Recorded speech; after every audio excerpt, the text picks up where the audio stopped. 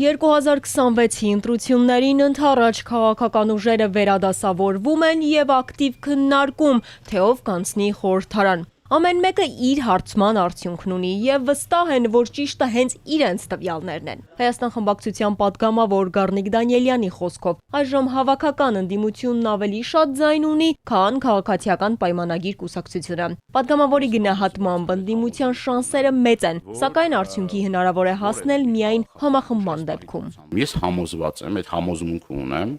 որ որևէ մի քաղաքական ուժ այս պահի դրությամբ եմ ասում չի կարող միայնակ 50+1 տոկոսները ստանալ։ Դա պարզ ճշմարտություն է, որը կարծում եմ, որ դուք եք կարծիքի հետ համամիտ։ Իսկ քաղաքական ուժերը, որոնք հայտ են ներկայացրել ընտրություններին մասնակցելու, այդ քաղաքական ուժերը գնալով ավելի են ուժեղանում, բլոկներ են ձևավորվում։ Ընտրությունը ընտրությունով, բայց մեր տարածաշրջանը կրակի մեջ է։ Աշխարհաքաղաքական զարգացումների ֆոնին ՔՊ-ում ռիսկեր չեն տեսնում։ Արթուր Հովհաննիսյանը նշում է, որ Հայաստան, Ադրբեջան, ԱՄՆ պայմանավորվածությունների արդյունքում այժմ որևէ վտանգ չկա։ Եղոյանը շարունակում է, պետք է գնահատել խաղաղությունը, որը հաստատվել է Հայաստանում։ Մեր եռացող տարածաշրջանում Հայաստանը ինչ-որ առումով խաղաղության կղզյակ է եւ մեր բալանսավորված հարաբերությունները մեր հարևանների հետ մեծապես նպաստել են դրան։ Եկեք սա գնահատենք այն հարաբերությունները, որ մենք հաստատել ենք բոլոր կողմերի հետ, սկսած ԱՄՆ-ից, վերջացած Ռուսաստան, վերջացած տարածաշրջանի երկրներ, բոլոր այն հաշվարկները, որ մենք արել ենք, պայմանավորվածությունները, որ մենք ձեռք ենք բերել, մինչ այս պահը ցույց են տալիս, որ հնարավոր դասավորվածության մեջ Հայաստանի համար ապահովում են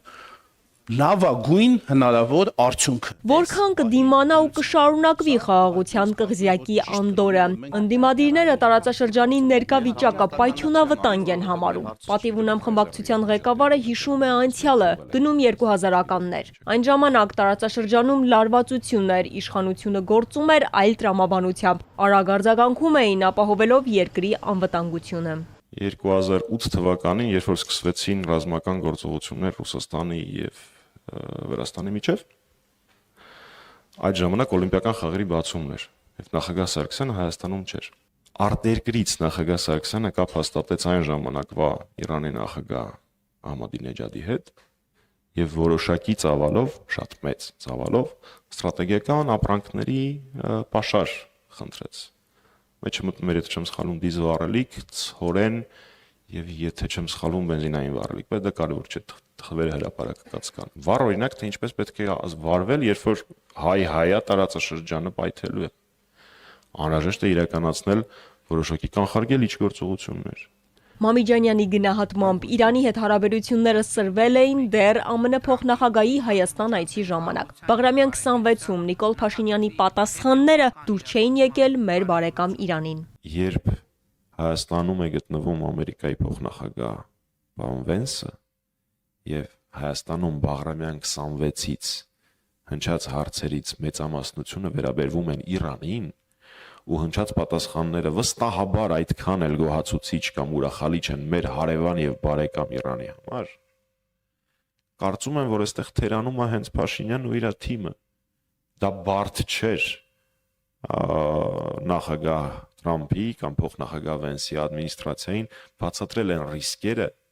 որոնք կարող են առաջանալ Երևանից, Հայաստանի մայրաքաղաքից Իրանին հաթաթա տալու պարագայում։ Պատիվ ունեմ խմբակցությունը կշարունակի առաջ տանել վարչապետի իմպիչմենթի գործընթացը։ Իրենց ընկալմամբ իմպիչմենթը չի հակասում փողոցային պայքարին։ Իրենք համագործակցության բաց առաջարկ են արել թե խորհրդարանական, թե արտախորհրդարանական ընդդիմադիր ուժերին։ Հանրապետականը մասնակցելու է մեկ օրակարգով՝ իշխանափոխություն։ Ալադավթյան, Էպիկենտրոն։